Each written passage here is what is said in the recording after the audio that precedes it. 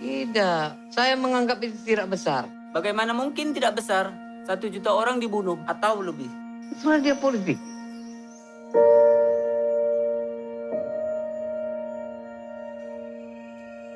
Jadi kepiye mak perasaan mama tinggal cerok di antara pembunuh anak imam.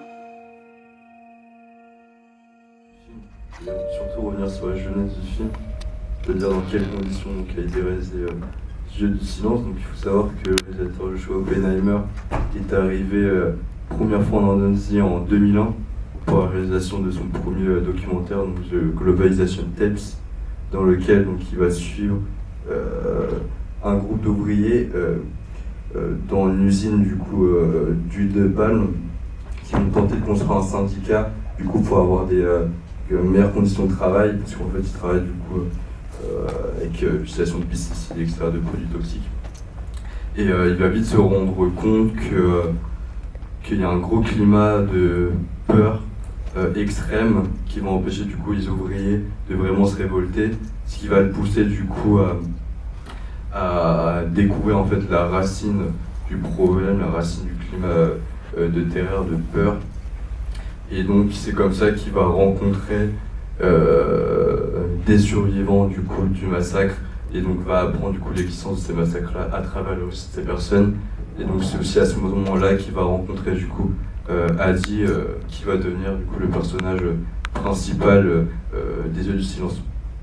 Et donc le tournage des Yeux du silence s'est fait dans des conditions un peu extrêmes.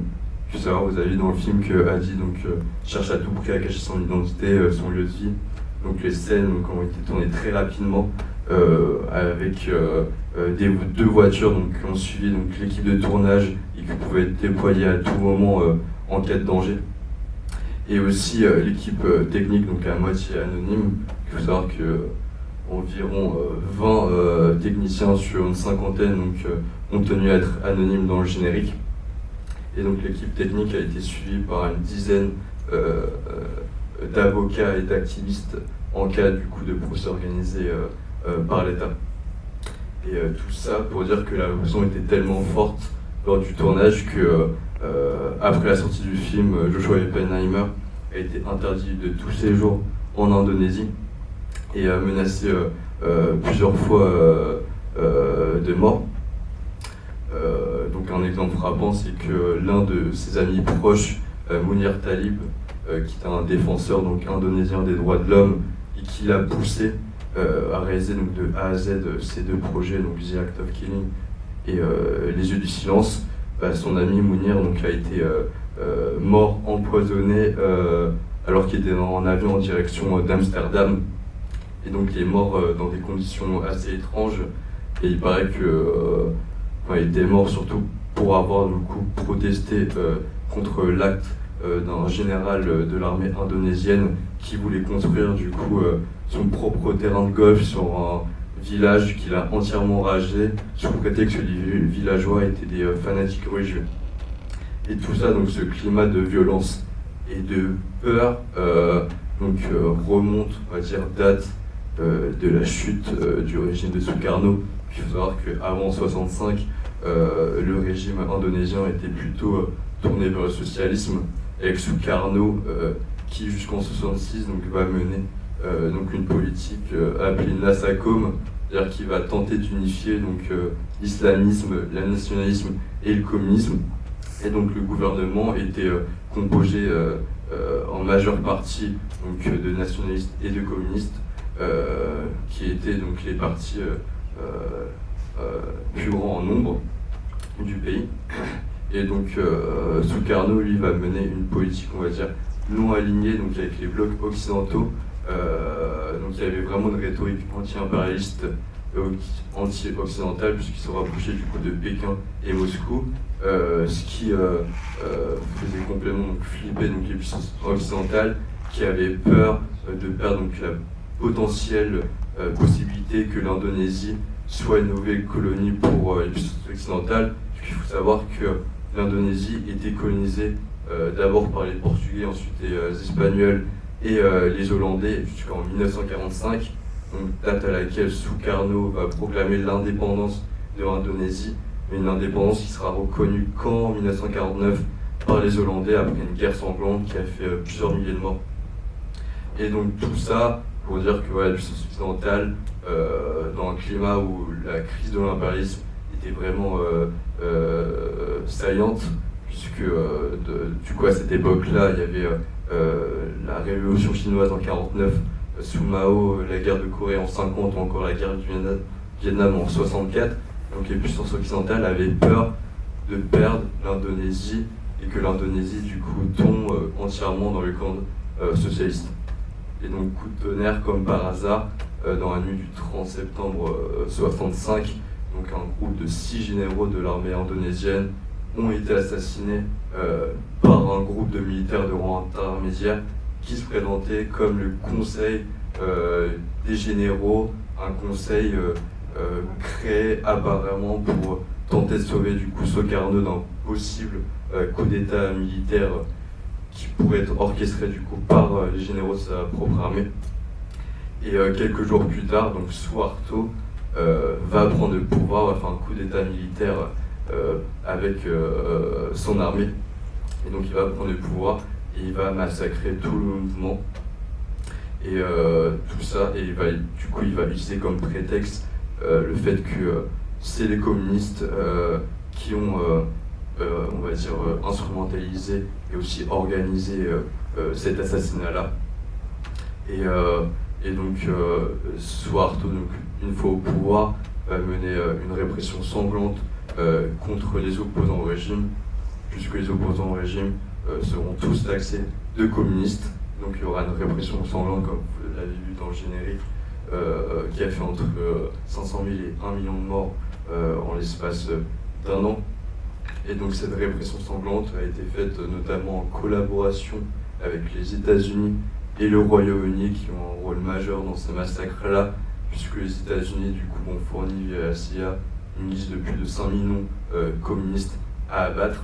Ils ont également soutenu logistiquement, militairement et économiquement du coup l'Indonésie. Il y avait également le Royaume-Uni qui a mené une propagande massive avec la BBC et d'autres médias, du coup à Londres principalement, pour légitimer du coup la parole officielle, on va dire, de Suharto, qui disait que voilà, il fallait sauver le pays des communistes. Et donc il y avait vraiment on va dire qu'il y a quand même encore aujourd'hui une zone d'ombre sur l'assassinat des 6 généraux, puisque la version officielle, du coup, c'est les communistes qui auraient assassiné ces généraux-là. Mais en réalité, il y a de grandes chances que le Conseil des généraux n'ait pas existé, que c'était une invention, et donc un prétexte pour Suharto et les puissances occidentales de faire un coup d'État et mettre un dictateur au pouvoir. Et il faut savoir aussi que il y a un double intérêt du coup pour les puissances occidentales d'avoir contrôle, on va dire, politique, économique et même géostratégique. C'est que, outre le fait que les puissances occidentales avaient peur que l'Indonésie tombe dans le camp socialiste, il faut aussi également savoir que l'Indonésie est une grande puissance, puisque c'est un archipel qui composé de 17 000 îles et qui se situe du coup sur une route maritime qui s'appelle le détroit de Malacca, entre l'océan Indien et l'océan Pacifique. Et donc l'Indonésie, on va dire, est le deuxième exportateur mondial d'étain après la Chine. Donc l'étain, c'est un métal rare issu de la cassiterite, qui est une matière première permettant du coup la fabrication de smartphones et d'outils numériques. C'est également le 3e producteur de pétrole au monde, derrière donc, l'Inde et la Russie. Donc tout l'intérêt géostratégique de l'Indonésie, des États-Unis et du Royaume-Uni d'avoir un contrôle sur l'Indonésie. Et donc après les massacres, Suharto va renforcer son régime et donc va mener une politique qui s'appelle le Nouvel Ordre. Donc c'est une répression massive et un silence officiel imposé donc, sur les massacres. Et donc il va légitimer son pouvoir en se mettant en se disant comme le héros de la nation. Et son pouvoir va également être justifié par un développementalisme parlementaire, c'est-à-dire un développement économique au détriment du coup des libertés politiques et individuelles des individus en Indonésie. Donc à l'aide du coup bien sûr d'une politique autoritaire et aussi grâce à la Berkeley Mafia qui est un groupe d'économistes du coup qui a été formé par la CIA et qui avait pour mission de retourner dans leur pays après du coup la purge anticommuniste, c'est-à-dire pour reprendre le contrôle de l'économie du pays et favoriser du coup la formation de monopoles américains dans l'unité du coup de soft power et de hard power. Et du coup Suharto va mener du coup une campagne de répression massive contre ça pour étouffer du coup l'histoire des massacres, puisqu'en 1998 du coup date de sa chute. Et après 1998, il y aura du coup une réforme, une démocratisation, on va dire, c'est pas la réforme Massi. Mais cette réforme-là, malgré cette démocratisation, cette pseudo-démocratisation du pays, on va dire le poids du silence demeure toujours. Il y aurait toujours un silence officiel sur ces massacres, puisqu'en 2015, il y a eu, comme je t'ai dit du coup, au tout début, avant la projection, du coup, la Cour des droits de l'homme de l'Indonésie avait publié du coup un rapport attestant, justifiant des faits de massacre que l'Indonésie et les autres puissances occidentales ont mis en bloc leur responsabilité dans ces massacres-là. Donc voilà, c'était un petit contexte rapide sur ces massacres. Donc, je ne sais pas si vous avez des questions sur le film. Ouais, merci Mathis. En fait, c'est intéressant parce que je crois qu'on ne connaît pas trop ça en France, enfin, ce qui s'est passé, tous ces massacres, etc. Et donc, je voulais savoir déjà, à l'époque où ça a eu lieu, alors tu as parlé un peu du Royaume-Uni, donc qui menait une propagande, et dans le reste de l'Europe, notamment en France, est-ce que tu sais un peu comment c'était perçu, est-ce qu'on savait un peu ce qui se passait ou pas? Et d'autre part, je voudrais, si tu as des infos, savoir comment ce film a été perçu à sa sortie, à la fois en Indonésie et puis aussi en France. Est-ce qu'on a parlé un peu de ce film à sa sortie, enfin, quelle est un peu sa réception? On va dire que la France est quand même alignée du coup sur la propagande du Royaume-Uni et des États-Unis.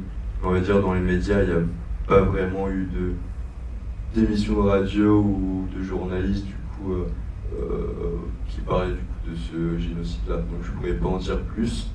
Et par rapport à la réception du film, comme je t'ai dit auparavant, du coup, ce film a quand même été sorti en salle clandestinement dans différentes régions, enfin différentes îles de l'Indonésie. Mais on va dire que ces projections n'ont pas fait beaucoup d'entrées, mais ça a quand même ouvert une brèche du coup à une remise en question, etc. Et de cette propagande du coup anticommuniste là. Et on va dire que ça n'a pas fait un écho national du coup au sein de l'Indonésie. Et vu que Joshua Oppenheimer est complètement interdit de séjour dans le pays là, donc ça ne facilite pas la tâche à distribution du coup de ses propres films en Indonésie. On va dire que le cinéma indonésien cible un public très minoritaire, donc les classes moyennes et les bourgeois, puisque du coup les pauvres dans le pays tirent très peu de moyens du coup d'acheter des places du coup dans les cinémas là, et c'est réservé, donc on va dire le cinéma est réservé à une certaine élite, mais aussi le cinéma est malgré une pseudo-liberté artistique est quand même victime d'une autocensure, puisque vu que le pays du coup est majorité islamique, donc 85% de la population pratique l'islam. Donc il y a un devoir de ne pas censurer par exemple l'islam dans les films. Donc il y a vraiment un droit de regard du coup dans les films, par exemple par rapport à des discours qui pourraient s'opposer au régime, etc. Donc il y a vraiment du coup il y a un droit de regard du gouvernement du coup sur les films projetés en Indonésie. Donc voilà, je sais pas si j'ai répondu à ta question. Ouais, peut-être juste en France, du coup, ce film quand il est sorti, est-ce qu'il a eu un peu un écho ou c'est passé un peu inaperçu? Ce film a été passé un peu inaperçu, mais par contre le film The Act of Killing l'autre film documentaire qui est du coup complémentaire au Jeu du silence, The Act of Killing, est sorti en 2012, donc a été nominé aux Oscars de 2014 pour la catégorie du coup meilleur film documentaire étranger. Et donc il a fait une grosse apparition à ce moment-là. Ensuite, son apparition s'est petit à petit dissipée au fil des années. Et donc, Les Yeux du silence est un peu passé à la trappe. Et donc, on va dire que c'est The Act of Killing qui vraiment, du coup, le film majeur qui représente, du coup, le réalisateur Joshua Oppenheimer. Moi, m'a beaucoup fait penser à S21. Alors, je voudrais savoir quelle année S21, parce que je m'en souviens plus. S21, c'est 2001, il me semble. Ah oui, c'est antérieur. Oui, c'est Donc, antérieur. Donc ça l'a peut-être inspiré. Ça l'a inspiré, enfin, du coup, ils sont très amis, je crois, Oppenheimer et Ritchie-Pan, mais ils n'ont pas la même démarche. Ritchie-Pan, lui, va surtout parler du passé à partir d'archives, de photos, vidéos, alors que le génocide indonésien, on ne peut pas se reposer sur des archives, puisqu'en fait, vu que les bourreaux sont toujours au régime, donc c'est les héritiers du bourreau, on va dire, on a la main mise du coup sur les archives, et la plupart des archives ont soit disparu ou soit été conservées de manière confidentielle du coup par le gouvernement indonésien, également protégé par les États-Unis via la CIA. Donc c'est quasiment impossible de mettre la main sur ces archives pour en faire des films. Donc Ritchie-Pan a vraiment une approche basée sur la mémoire, sur le maintien du passé, de manière visuelle, alors que Joshua Oppenheimer, lui, va à la rencontre directe du coup des victimes et va les interviewer dans le présent pour que les victimes du coup se remémorent des faits passés. Donc c'est qu'à travers la parole des victimes que Joshua Oppenheimer et d'autres réalisateurs peuvent, on va dire, maintenir la mémoire du génocide indonésien. Or que pour Ritchie-Pan, c'est beaucoup plus simple parce qu'il y a des archives accessibles. Oui, mais il interviewe quand même les coupables sur les lieux où ils ont sévi. Oui, bien sûr. Mais on va dire que, par exemple, il n'y a pas de photos de cadavres, ni rien, photos de prisonniers. Chose qu'on peut avoir, du coup, avec le génocide des Khmers rouges.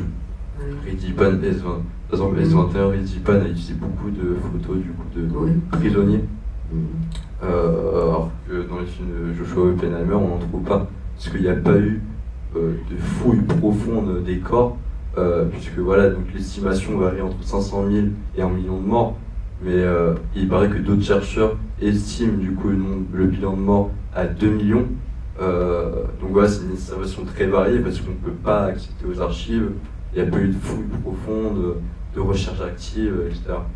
Parce qu'il y a vraiment, les bourreaux sont au régime, ils maintiennent, on va dire, ce discours officiel, comme quoi il faut mettre maximum sous silence du coup les massacres, légitimer les massacres, comme quoi le pays était sous emprise communiste et que c'était un danger quoi, pour la patrie. Mais la similitude que j'ai trouvée aussi, si vous voulez, c'est que les coupables, que ce soit un génocide d'un côté ou de l'autre, enfin bon, c'est peut-être pas tout à fait le terme qu'il faut employer, mais pour moi, ça ressemblait à un génocide. C'est des crimes de masse, donc organisés. Ben oui. Politiquement organisés, donc c'est un génocide.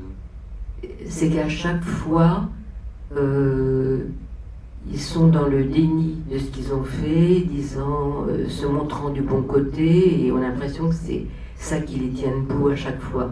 Parce qu'on attend toujours qu'ils se repentent, qu'ils reconnaissent les faits, qu'ils aient des regrets et tout.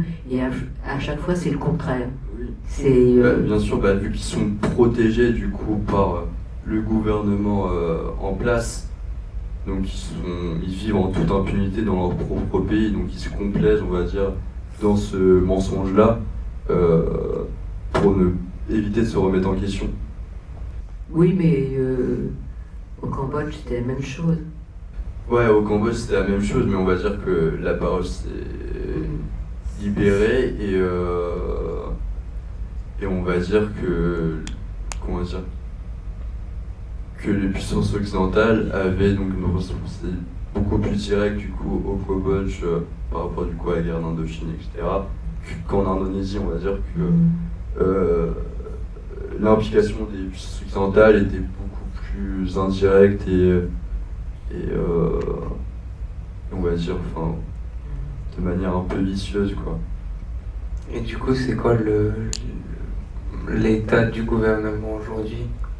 Bah aujourd'hui, il faut savoir que après, quand 98, comme je t'ai dit, il y avait un processus de démocratisation du pays, on va dire un peu dans la douleur, puisque de 98 à 2004, donc sur 6 années, il y a eu 6 présidents différents, dont 2 qui ont essayé de maintenir une forme de démocratie. Par exemple, Widodo Yono, qui était au pouvoir du coup de 2004 à 2014, a vraiment essayé de maintenir une prospérité économique, sociale, etc. Et ensuite, cette prospérité a complètement décliné du coup avec l'arrivée de Widodo en 2014, qui a gouverné jusqu'en 2024, puisqu'il a concilié du coup mesures démocratiques, laïques, avec des mesures autoritaires, grosse censure politique, sur la liberté d'expression, etc. Et ensuite, à partir de 2024, il y a Prabowo, l'ancien gendre de Suharto, du coup le dictateur, qui était aux commandes du coup des massacres de 65. Prabowo du coup a été élu avec 58% des voix de manière démocratique, d'après les informations, d'après le discours officiel. On va dire que sa nomination a fait beaucoup débat. Et aussi, enfin, on va dire que son élection c'était surtout basé du coup sur une propagande massive sur TikTok envers les jeunes, parce que du coup Prabowo est surnommé le général TikTok. Donc ce qui lui a permis, on va dire, que l'arrivée au pouvoir. Mais sa politique est complètement conservatrice et s'aligne complètement du coup sur son ancien beau-père Suharto. Et là aujourd'hui en 2025, l'Indonésie est victime d'un grand mouvement du coup de manifestations étudiantes qui ont ensuite rejoint les travailleurs. Parce que du coup l'origine de ces manifestations, c'est que les parlementaires indonésiens ont voté dans leur propre intérêt du coup une mesure qui leur permet de toucher une allocation de logement de 10 millions de roupies indonésiens, qui équivaut du coup à 10 fois le salaire, le SMIC indonésien. Et donc cette allocation logement s'est rajoutée à une longue liste de privilèges pour les parlementaires, alors que l'Indonésie du coup est brisée par un gros chômage. Plus de 39% du coup des jeunes sont au chômage, alors que aussi également en parallèle Prabowo du coup avait annoncé des mesures d'austérité budgétaire. Donc il y avait vraiment ce discours paradoxe il faut vraiment serrer la ceinture alors que les parlementaires s'en mettent plein les poches. Et donc les manifestations ont commencé comme ça. Du coup la question de logement était la goutte de trop. Manifestations étudiantes ont commencé toute la ville. Ensuite ça s'est intensifié en août 2025 avec l'arrivée des ouvriers, etc. Mais également à cause de la mort du coup d'un chauffeur de taxi-moto d'âge de 21 ans qui a été écrasé par une voiture de police pendant une manifestation à Jakarta, ce qui a mis le feu aux poudres. Et donc la violence policière s'est accélérée. Et derrière, du coup, les revendications du peuple indonésien s'est également agrandi, puisque d'abord, il y avait du coup les revendications étaient surtout basées du coup sur l'allocation de logement. Ensuite, du coup, les revendications sont élargies sur la violence étatique, policière du pays. Donc, il y a eu plusieurs bâtiments gouvernementaux et officiels qui ont été attaqués, mis à feu, comme par exemple au Népal, où c'est un peu une situation similaire qui a eu lieu. Et donc là, le peuple indonésien compte du coup continuer une manifestation jusqu'à qu'il y ait vraiment des mesures du coup qui pourraient de nouveau faciliter du coup la vie en Indonésie. Mais là, vu l'inaction du gouvernement indonésien, du coup les manifestations vont sûrement du coup s'intensifier et continuer. En tout cas, j'ai trouvé l'idée qu'il soit opticien. Du coup, à chaque fois qu'il change, ou en tout cas éclaircit la vue floutée des personnes, que du coup la vérité se ressort de ces moments. En gros, à chaque fois, j'ai trouvé ça cool que quand il fait essayer des lunettes, ils disent la vérité, quoi. Comme s'il rendait visible ce qui avait été flou. C'est une remarque, c'est pas trop une question, mais je me suis dit que c'était bizarre quand même l'écart qu'il y avait entre l'empathie que pouvaient avoir les Indonésiens envers justement Adi, qui fait part de son chagrin pour de la perte de son frère, alors que par exemple la scène où la fille défend son papa qui est complètement sénile et elle continue de répéter qu'il a toujours été fort et qu'il a été fort de faire ça, qu'il a été fort d'être un tueur et de procéder à ces massacres-là.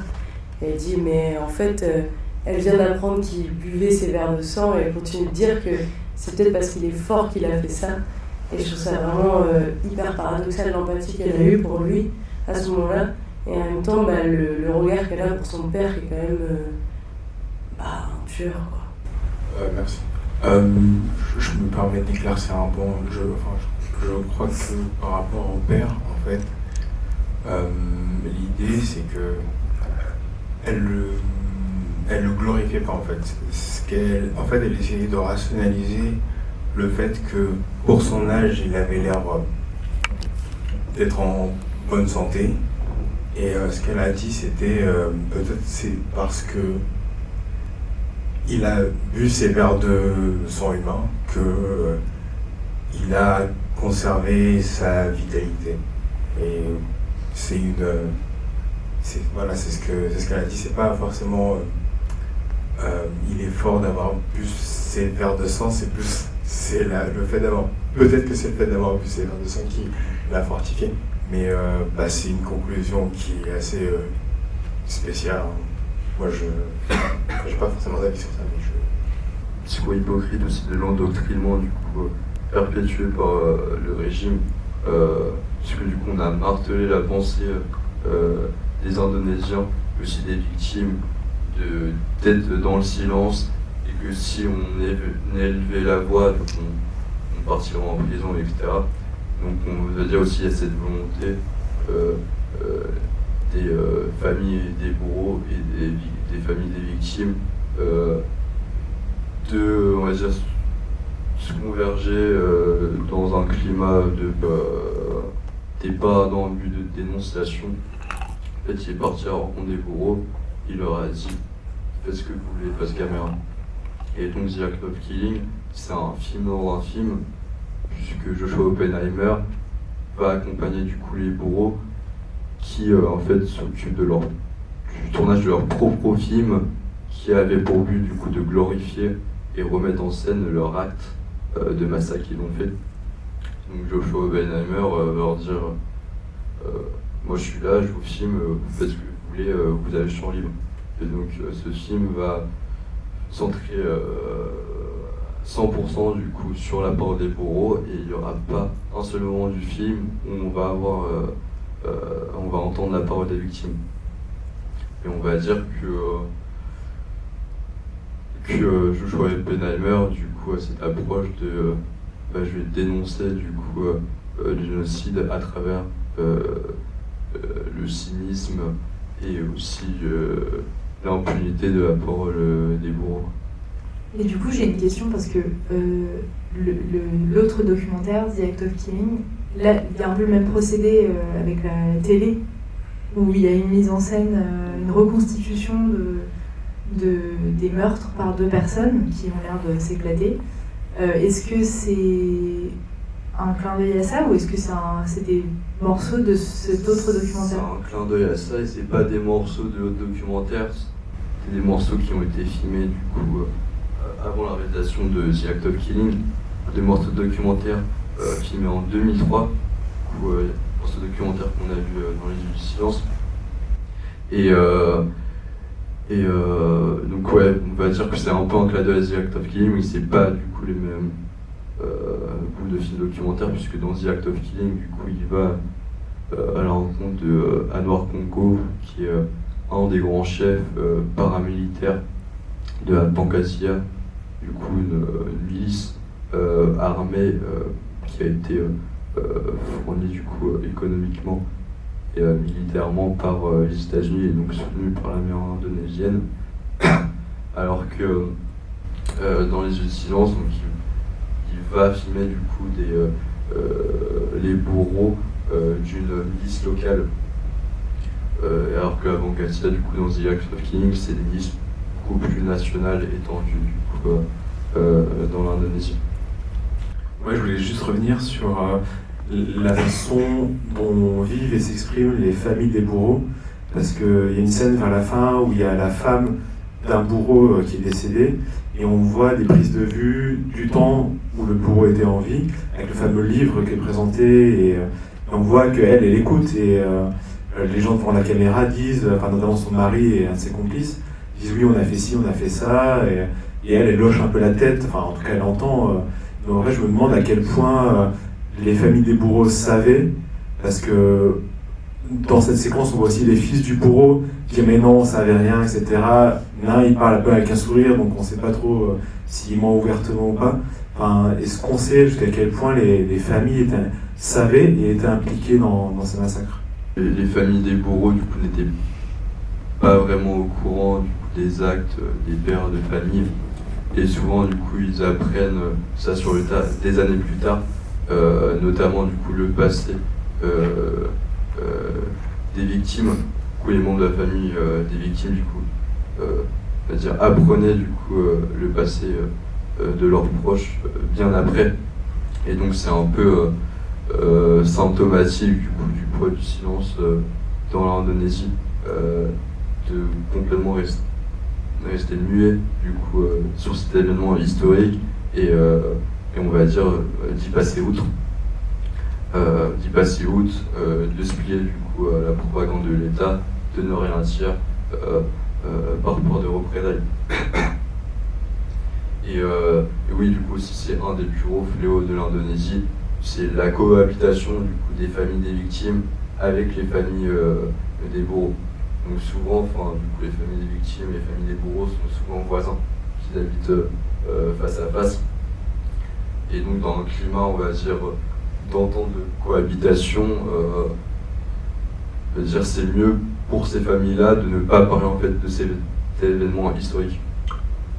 Et sachant que, enfin, toujours actuellement, il y a une grosse répression politique sur la liberté d'expression. Donc, alors que ces familles vont pas se mouiller à on va dire, réenclencher des traumatismes passés.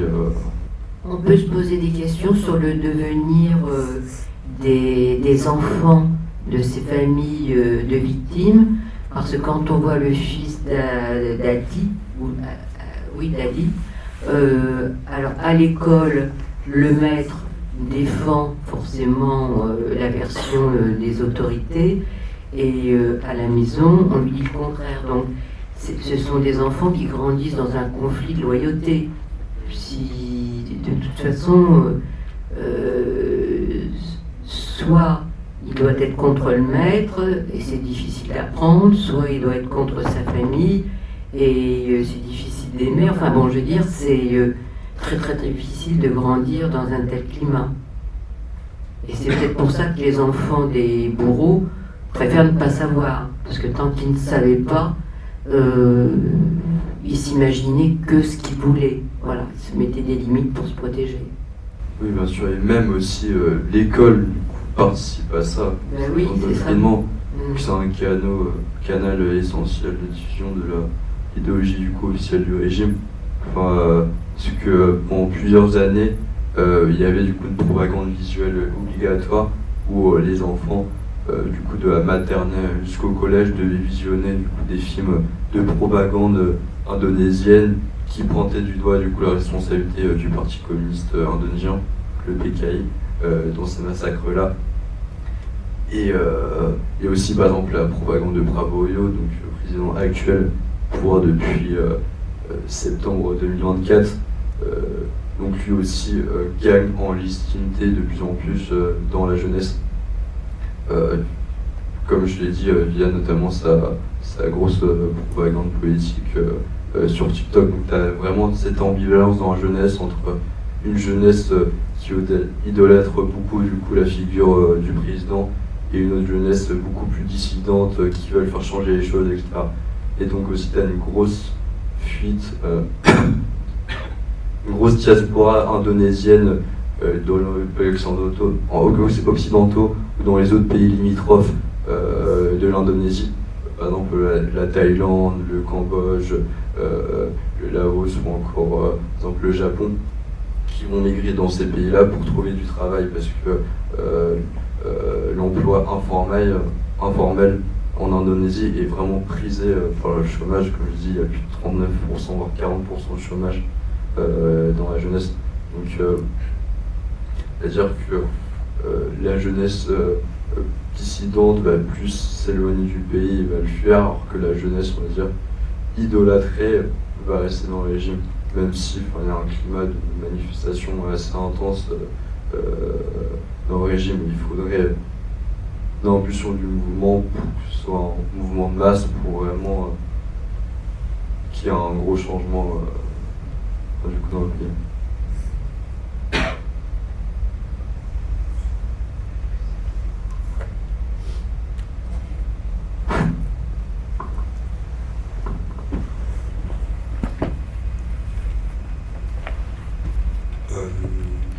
Je ne peux pas te poser cette question, mais est-ce que il y a une lecture à faire de ce film à propos des violences anticommunistes? Bonne question.